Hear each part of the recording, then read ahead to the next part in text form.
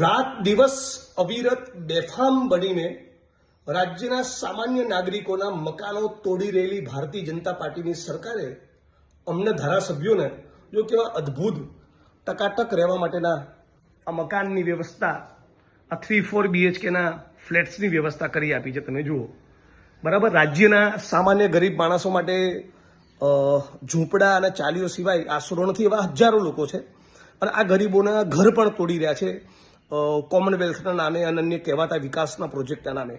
પણ વિડીયો ખાસ એટલા માટે બનાવી રહ્યો છું કે ફરી એકવાર એ વાતનું ટકોરો મારીને કહેવા માગું છું કે આ ફ્લેટ્સ, આ વિધાનસભાના તમામ સદસ્યોને આપેલા મકાન એ રાજ્યના નાગરિકોના ટેક્સનો પૈસો છે.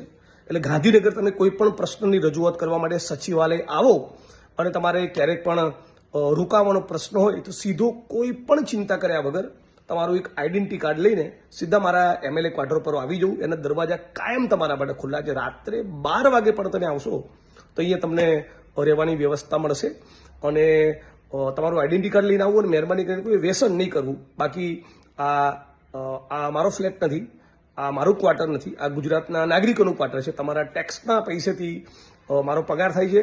તમે જ મને ચૂંટીને મોકલો છો. એ વડગામ વિધાનસભાના લોકોએ કે આખા ગુજરાતના લોકોએ બધા માટે કહું છું, ગમે ત્યારે આવીને તમે અહીંયા રોકાઈ શકો છો. તમારા કોઈ પણ પ્રશ્નોની રજૂઆત માટે ગાંધીનગર આવ્યા હોય ને રોકાવાનો પ્રશ્ન હોય તો quarter number 401 block A Gandhinagar તમારું સ્વાગત રહેશે.